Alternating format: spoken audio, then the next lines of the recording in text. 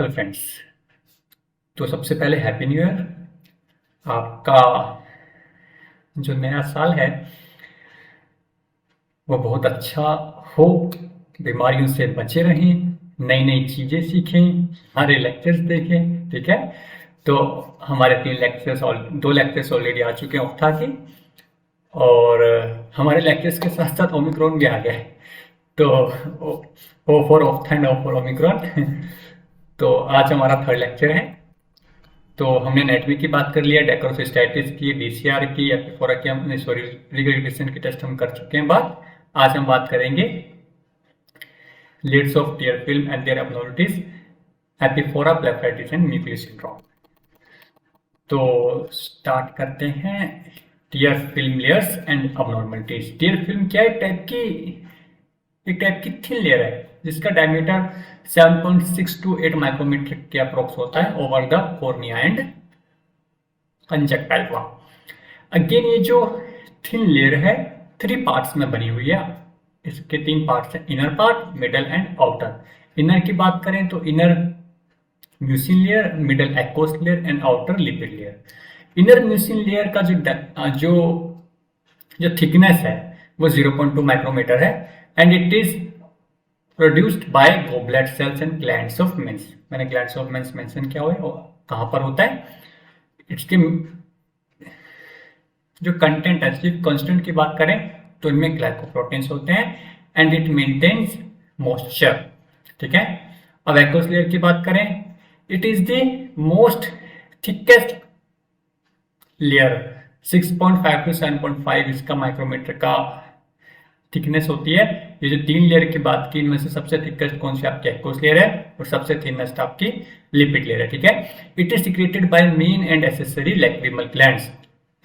Lacrimal glands and जो आपके accessory glands, जिसके बारे में आपको पहले बता चुका हूं, glands of Krause and glands of Wolfring से ये सिक्रेट होती है। इसकी जो चीफ कंटेंट है वो क्या है? Water with dissolved salt and glucose. इसमें सोल्ट प्रेजेंट है, इसमें ग्लूकोज प्रेजेंट है, इसमें लाइसोजाइम्स प्रेजेंट है, इसमें आईजीए प्रेजेंट है और इसमें लैक्टोफेरिन प्रेजेंट है। ठीक है, इसका फंक्शन क्या हो गया? Oxygenation, removal of debris and anti microbial. Very important function of aqueous layer, it act as a anti microbial. क्यों एंटी माइक्रोबियल? क्योंकि इसमें एंटीबॉडीज आईजीए भी है और इसमें लाइसोजाइम्स भी है। आउटर लिपिड लेयर की बात करें, इट इज सिक्रेटेड बाय मेमोनियन glands, glands of Zeis and Moll. तीनों के तीनों ग्लैंड एक साथ होते हैं। एनाटॉमी बहुत इंपॉर्टेंट है। It chiefly consist of cholesterol esters. इसमें क्या प्रेजेंट होता है? कोलेस्ट्रॉल ईस्टर प्रेजेंट होता है, इसलिए इसकी लिपिड की प्रॉपर्टी होती है, वैसे इसकी प्रॉपर्टी होती है। इट फंक्शंस की बात करें तो it reduce evaporation and aids lubrication. Lubricate करने में हेल्प करती है, एड्स लुब्रिकेशन करने में हेल्प करती है। कैसे? जैसे कि आपने अपनी सेकेंडरी क्लासेस में देखा होगा, हम एक एक्सपेरिमेंट करते थे, जो लीव्स हैं उसके ऊपर वैसलीन अप्लाई कर देते थे। उससे क्या होता था? एवोपरेशन रुक जाता था और उसका जो लीफ का मॉइस्चर है वो मेंटेन रहता था। Same here. ठीक है, आउटर लिपिड लेयर है, उसमें क्या है? कोलेस्ट्रॉल ईस्टर्स है, तो जिसकी वजह से क्या होगा? एवोपरेशन का रेट कम हो जाएगा and that ultimately increase lubrication. ठीक है, and it also prevents lid margin overflow. क्या आपको पता है वाटर और लिपिड एक दूसरे के अगेंस्ट वर्क करते हैं। ठीक है, हम बात करेंगे abnormalities of tear film layers. 3 type की अबनॉर्मलिटीज हो सकती हैं, या म्यूसिन लेयर की डेफिशिएंसी हो, एक्वस लेयर की डेफिशिएंसी हो, लिपिड लेयर की डेफिशिएंसी हो। म्यूसिन डेफिशिएंसी कब कब हो सकती है? जब हमारी बॉडी में विटामिन ए की डेफिशिएंसी हो। ठीक है, यहाँ पे लेक नहीं बोलेंगे कि खत्म तो हो ही नहीं सकती, डेफिशिएंसी हो सकती है। ठीक है, हाइपोवाइटामिनोसिस हो, ट्रैकोमा, स्टीवन जॉनसन सिंड्रोम हो सकता है, और बर्न्स की बात करें तो केमिकल बर्न हो गया होगा तो डेफिशिएंसी हो सकती है, या गोबलेट सेल डिसफंक्शन हो सकते हैं। एक्वस लेयर की बात करें तो जॉर्गन सिंड्रोम, अगेन आपका सेकेंडरी प्राइमरी होता है, रिलेडे सिंड्रोम हो सकता है, या इडियोपैथिक से भी एक्वस लेयर में इश्यूज आ सकते हैं। लिपिड डेफिशिएंसी की बात करें, वो पर्टिकुलर ग्लैंड्स ही नहीं है, या ब्लेफाइटिस, जिसकी बारे में हम अभी डिटेल में बात करेंगे। ठीक है, तो ये 3 to 5 मार्क्स का क्वेश्चन है, तो इसका डायग्राम बहुत इंपॉर्टेंट है क्योंकि आपको एनाटॉमी पता होना चाहिए कौन सा ग्लैंड कहाँ प्रेजेंट है। ठीक है, अब बात करते हैं वाटरिंग आई, आंखों से एक लिमिट से ज्यादा जब पानी निकलता है उसको हम कहते हैं वाटरिंग आई। एक्सेसिव वाटरिंग डेफिनेशन की बात करें तो क्या होगा, एक्सेसिव वाटरिंग ऑफ आई या एन ओवरफ्लो ऑफ टीयर्स। इसकी जो मेन इटियोलॉजी है टू टाइप की हो सकती है, या टीयर्स का जो रेट ऑफ प्रोडक्शन है वो उसको हम बढ़ा दें, या जो ड्रेनेज सिस्टम है वहां पर कोई ऑब्स्ट्रक्शन आ जाए। दो ही केसेस में क्या हो सकता है, हाइपर एक्सेसिव वाटरिंग ऑफ आई हो सकता है। एक क्या, जब टीयर्स के रेट ऑफ प्रोडक्शन को हम बढ़ा दें, जहां से टीयर जिस फैक्ट्री में टीयर बन रहे हैं, वाटर बन रहा है, उसको हम बढ़ा दें तो ओवरफ्लो हो जाएगा, या जो ड्रेनेज सिस्टम है आई के टीयर्स का उसको हम कहीं ना कहीं ऑब्स्ट्रक्ट कर दें तो इसकी टियोलॉजी है हाइपरलैक्रिमेशन एंड एपिफोरा। हाइपरलैक्रिमेशन की बात करें, जैसे आपको मैंने कहा, increased secretions of tears, and epiphora means obstruction to drainage of tears. एक एक करके बात करते हैं। पहले हम देखेंगे व्हाट आर द इटियोलॉजी और what are the main causes of hyperlacrimation. तीन टाइप के हो सकते हैं, primary, reflex and central. Primary की बात करें, direct stimulation of lacrimal glands, या आप कोई पीएसएम ड्रग लेते हो, पैरा सिंपैथोमिमेटिक ड्रग लेते हो, या सिस्ट और ट्यूमर का अर्ली स्टेज है तो वहां पर भी early stages of lacrimal gland cyst और ट्यूमर्स, वहां पर भी हाइपरलैक्रिमेशन हो सकता है। रिफ्लेक्स की बात करें तो irritation of cornea and conjunctiva, ये डिफरेंट अफेक्शन से हो सकता है। Affection of lead, conjunctiva, cornea, sclera, uvea और एक्यूट ग्लूकोमा के केसेस में भी इरिटेशन ऑफ कॉर्निया हो सकता है, दैट लीड्स टू हाइपरलैक्रिमेशन। इसके डिफरेंट आपको मैंने कुछ डिसीज के नाम बताए हैं, तो डिसीज की वजह से इरिटेशन हो सकता है। इसके बारे में हम डिटेल में बात करेंगे, ठीक है, सबके बारे में। सेंट्रल की बात करें तो इमोशनल स्टेट्स, कभी कभी आपने देखा होगा कि ज्यादा हैप्पीनेस में हमारे आंखों से आंसू निकल जाते हैं, और कभी कभी सैडनेस में, जब हम गम में होते हैं तो आंखों से पानी निकलता है। ज्यादा खुशी में भी आंखों से पानी निकल जाता है, जिसको हम खुशी के आंसू कहते हैं। अब बात करते हैं एपिफोरस ऑब्स्ट्रक्शन। इसके जो मेन टू कॉजेज है, mechanical and inadequate drainage of tears. Mechanical की बात करें, कहीं ना कहीं मैकेनिकल ऑब्स्ट्रक्शन है, ये आपके चार जगह में हो सकते हैं, पंटल में, कैनिकुलाई में, लैक्रिमल सैक में, या नेसोलैक्रिमल ट्रैक्ट में। पेंटल की बात करें तो एवर्जन ऑफ लोअर पेंटल हो गया होगा, या पेंटल में ऑब्स्ट्रक्शन। एवर्जन की बात करें तो ओल्ड एज में हो सकता है, क्रोनिक ब्लेफराइटिस में हो सकता है, या आपका एक्ट्रोपियन में हो सकता है। ऑब्स्ट्रक्शन की बात करें तो कॉन्जेनिटल, टर्म ये जो वर्ड है बार बार आएगा, कॉन्जेनिटल, यहाँ पे कॉन्जेनिटल आएगा, यहाँ पे कॉन्जेनिटल आएगा, यहाँ पे कॉन्जेनिटल आएगा, तो कॉन्जेनिटल आप कहीं भी लिख सकते हैं इन चारों में, ठीक है। इंजरीज हो सकती है, पर्टिकुलर इन्फेक्शन या ओवरयूज ऑफ पिलोकार्पिन ड्रग, ठीक है। बात करें एनालिकुलाई तो ऑब्स्ट्रक्शन हो सकता है, मे बी कॉन्जेनिटल या acquired due to foreign body trauma, या ट्रॉमा स्ट्रक्चर्स और canaliculitis. The commonest cause of canaliculitis is the actinomyces. Very important, ये एमसीक्यू में आया हुआ था एक बार, तो ये इंपॉर्टेंट है, ठीक है। अब बात करें लैक्रिमल सैक में कहाँ ऑब्स्ट्रक्शन आ सकती है, कॉन्जेनिटल हो सकता है, या डेक्रोसिस्टेटिस की वजह से आ सकती है, डेक्रोलिथियसिस की वजह से आ सकती है, या पर्टिकुलर ट्यूमर से आ सकती है, सैक आपका एटोनी ऑफ सैक की वजह से आ सकती है, साइक्लिक की वजह से आ सकती है, या ट्यूबरक्लोसिस से भी लैक्रिमल सैक में ऑब्स्ट्रक्शन आ सकती है। एनएलडी की बात करें तो आपका कॉन्जेनिटल हो सकता है, या एक्वायर्ड की बात करें स्ट्रक्चर, और कॉन्जेनिटल की बात करें तो नॉन कैनालाइजेशन, ठीक है। अब सेकंड जो आपकी टियोलॉजी आती है वो है इनएडिक्वेट ड्रेनेज ऑफ टीयर्स में लैक्रिमल पंप फेलियर। जो देखो यहाँ पे पंप ही फेल हो गया, पंप क्यों फेल होगा, मसल्स, क्योंकि आपको पता है जो मसल्स है वही पंप का काम करती हैं। तो यदि वीकनेस हो जाएगी मसल्स में, लाइक ऑर्बिकुलरिस में, तो लैक्रिमल जो पंप है जो आंसुओं को ड्रेन करने में हेल्प करता है, वही यदि फेल हो जाता है, वही वीक हो जाता है, तो ड्रेनेज प्रॉपर नहीं होगा। क्लिनिकल एवोल्यूशन की बात करें तो रिगर्गिटेशन टेस्ट, जैसे कि मैं आपको बता चुका हूँ डिटेल में, इसका डेमो भी आपको बताऊंगा कैसे करते हैं। उससे हम अपना डीडी बना सकते हैं, लैक्रिमल सिरिंज टेस्ट से हम अपना डीडी बना सकते हैं, जिसमें हम सलाइन का यूज करते हैं, फ्लोरेसेंस डायपिरेंज टेस्ट कर सकते हैं, जोन्स डाई टेस्ट कर सकते हैं, डीसीजी कर सकते हैं, डेक्रोसिस्टोग्राफी जहां पर हम लिपिडोल का इस्तेमाल करते हैं, और रेडियोन्यूक्लाइड डीसीजी कर सकते हैं, ठीक है। तो अब हम अपने नए टॉपिक के बारे में बात करेंगे, that is blepharitis. I hope अभी तक आपको समझ आ गया होगा, अब हम बात करेंगे ब्लेफराइटिस की। क्या है ये? It is the chronic inflammation of the margin of the lead. जो लीड की मार्जिन है, यहाँ पर इन्फ्लामेशन होना ही ब्लेफराइटिस है। अपीयरिंग एज अ सिंपल हाइपरेमिया और एज अ ट्रू इन्फ्लामेशन, या उसमें ट्रू इन्फ्लामेशन के साइन आएंगे या सिंपल उसमें हाइपरेमिया होगा, रेडनेस होगी। ठीक है, इसके टाइप्स की बात करें, देखो डिफरेंट बुक्स में डिफरेंट टाइप्स हैं, बट यहाँ पे मैंने एक खुराना को रेफर किया है, तो वहाँ पे 5 टाइप्स के थे। Number 1 is seborrhoeic, number 2 staphylococcal, number 3 mixed हो सकता है, या पोस्टीरियस ब्लेफराइटिस या पैरासिटिक ब्लेफराइटिस। एक एक करके हम बात करेंगे। Seborrheic blepharitis, also known as squamous type of blepharitis, and it is not infection. It is caused by improper functions of oil gland. यहाँ पर क्या होता है, जो oil gland है वो excess amount में न्यूट्रल लिपिड्स बनाते हैं, जो एक पर्टिकुलर बैक्टीरिया, उस बैक्टीरिया का नाम क्या है, कोर्नी बैक्टीरिया मैकने, उनको स्प्लिट कर देता है इरिटेटिंग फ्री फैटी एसिड्स में। ठीक है, तो वो जो ओयल ग्लैंड है, उस ओयल ग्लैंड का नाम है जिस। ग्लैंड्स ऑफ जिस secrete abnormal excessive neutral lipids which are split by Corynebacterium acne into irritating free fatty acids. ठीक है, it is most common and least severe type of blepharitis.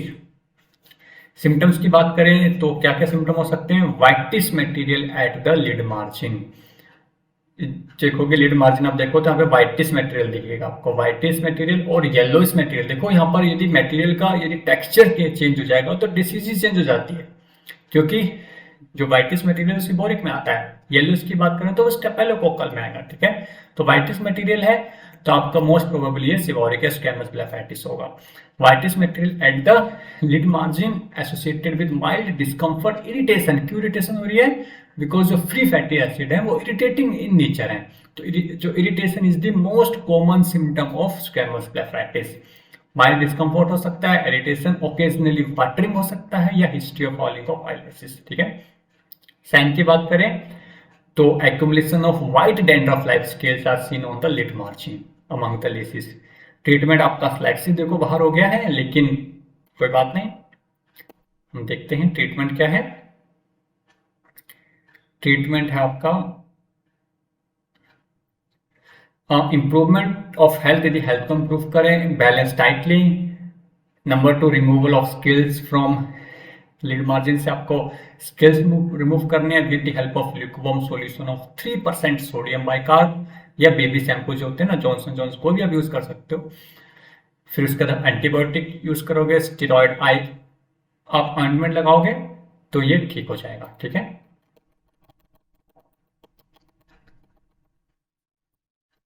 अब बात करते हैं number 2 ulcerative blepharitis, also known as staphylococcal.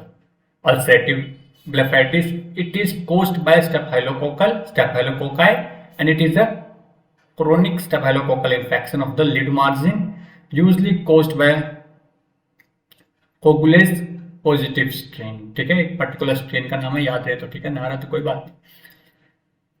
Symptom की हम बात करें तो इसके जो सिम्टम्स हैं are characteristically worse in the morning. जब पर्सन सुबह उठता है तो उसके सिम्टम्स ज्यादा दिखते हैं, वर्स हो जाते हैं। ठीक है, सिम्टम क्या क्या है?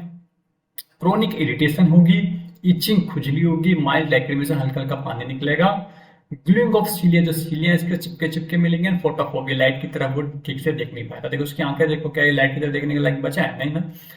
Chronic irritation, itching, mild lacrimation, glueing of cilia, देखो इसके जो आईलेसेस चिपक रहे हैं, एंड फोटोफोबिया इसको होगा।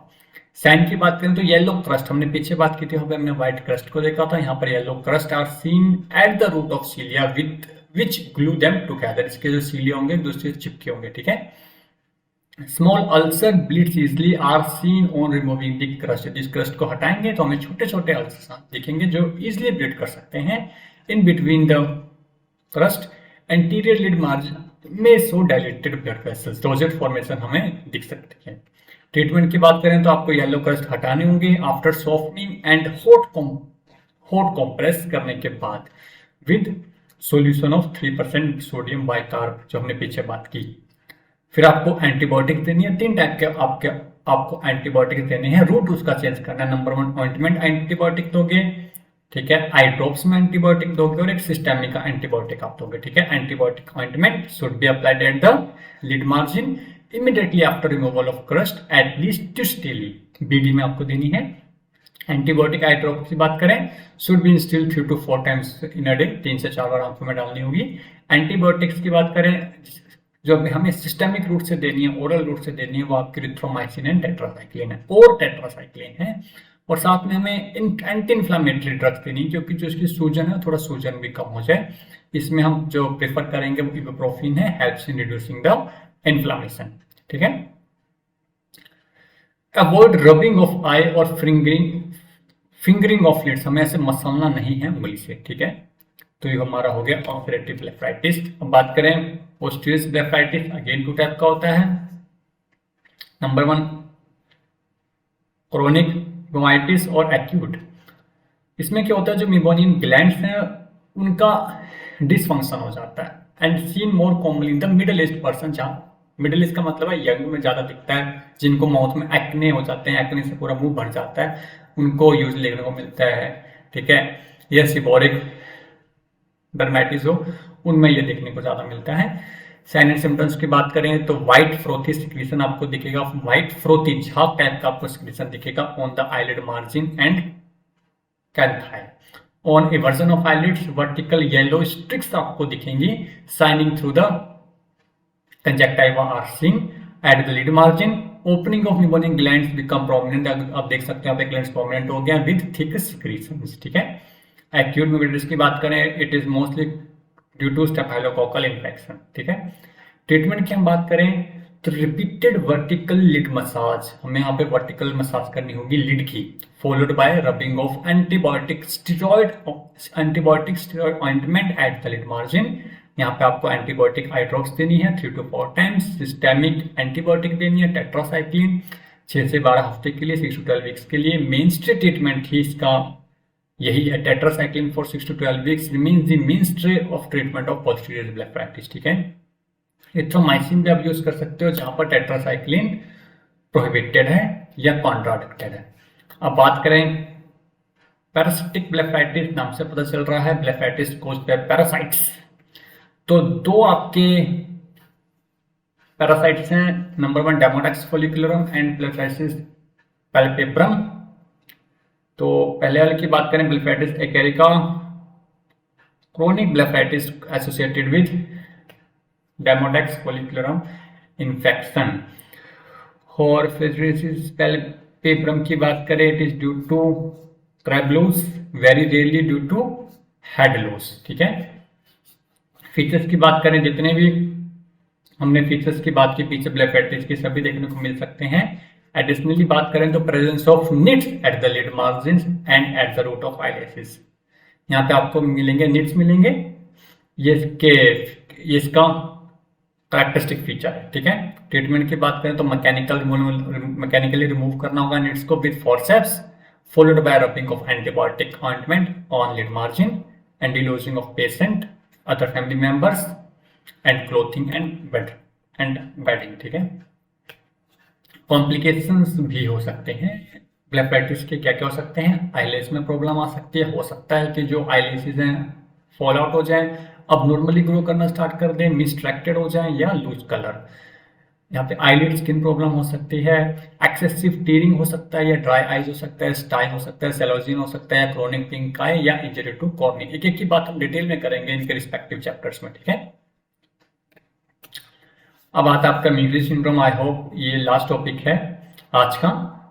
म्यूगली सिंड्रोम क्या है, डेफिनेशन से हम बात करें तो it is the chronic condition characterised by the abnormal enlargement of glands. यहाँ पे जो ग्लैंड्स हैं वो अबनॉर्मली एनलार्ज हो जाते हैं, specifically of in the head neck including those near the years, that is parotid gland and those around the I, lacrimal glands and salivary glands. यहाँ पे जितने भी ग्लैंड्स हैं फेस के, आपके हेड के, नेक के सभी अबनॉर्मली एनलार्ज हो जाते हैं।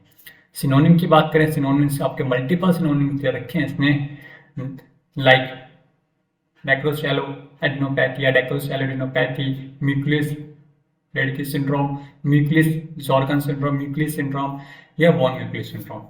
इसका जो मेजर कोज है etiology not known but suspected to be an autoimmune disorder. ठीक है, बायोप्सी हम करवा सकते हैं अपने डीडी बनाने के लिए। Biopsy one of this swelling gland is the key to diagnosis of Mikulicz syndrome. ठीक है, क्लासिकल साइन की बात करें तो लैक्रिमल ग्लैंड एनलार्जमेंट अभी आपको मैंने बताया, parotid gland enlargement, dry mouth and dry eye. तो ऑप्था की हम बात करें तो यहाँ पे ऑप्था के कौन कौन से सिम्टम आ गए आपके, dry eye and lacrimal gland enlargement. ठीक है, बट पेशेंट कंप्लेंट करता है ड्राई माउथ की भी, या हमें उसके जो पैरोटिड ग्लैंड भी एनलार्ज दिखते हैं, तो ऑफकोर्स हमें फिर एक अपने एरिया से आगे सोचना होगा, इसको म्यूक्लिस सिंड्रोम भी हो सकता है। Some people with Mikulicz syndrome may experience recurring fever. The fever may be accompanied by dry eye, diminished tear production, lacrimation and inflammation of the various part of the eye. Uveitis के symptom लेकर आएगा ophtha, जो ophtha के doctors होते हैं। लेकिन यहाँ पर यदि बस हम ड्राई आई या लैक्रिमल ग्लैंड को ही देखते अपना ट्रीटमेंट कर देंगे तो मे बी प्रॉपर हम डायग्नोसिस हमने उसको नहीं किया होगा। ठीक है, तो हमें उसको कंप्लीट डायग्नोज करना है, हमें उसके अदर सिम्टम्स भी देखनी है कि उसके कंप्लीट नेक के तो नहीं ग्लैंड्स कहीं एनलार्ज हैं, या ईयर्स के ग्लैंड तो नहीं एनलार्ज हैं, माउथ के स्लैबरी ग्लैंड्स तो नहीं एनलार्ज है। ठीक है, तो हमें कंप्लीट एग्जामिन करना है पेशेंट को, जितने भी ग्लैंड्स हैं वो हमें पैल्पेट करने होंगे, उसके बाद ही हम अपने टीटी बनेंगे। फिर हम अपना प्रोविजनल डायग्नोसिस करते हुए फाइनल डायग्नोसिस में पहुंचेंगे और अपना ट्रीटमेंट अकॉर्डिंगली करेंगे, क्योंकि एक ऑटोइम्यून डिसऑर्डर है, इसका लाइन ऑफ ट्रीटमेंट अलग होता है। नाउ हम अपने जितने भी टॉपिक्स थे वो कर चुके हैं। नेक्स्ट वीडियो में हम बात करेंगे पर्टिकुलर जो आई का पार्ट लेंगे, उसके जितने भी डिसऑर्डर्स होंगे वो हम कंप्लीट करेंगे। आपने यदि प्रीवियस लेक्चर नहीं देखे तो प्रीवियस लेक्चर जरूर देखें, क्योंकि वीडियो सीक्वेंस में चल रही है। आपके कोई भी सजेशन हो तो आप हमें कमेंट बॉक्स में बता सकते हैं, आप लाइक कर सकते हो, शेयर कर सकते हो, जिससे आपका बेनिफिट हो और आपके फ्रेंड सर्कल में भी इसका बेनिफिट हो सके। Thank you.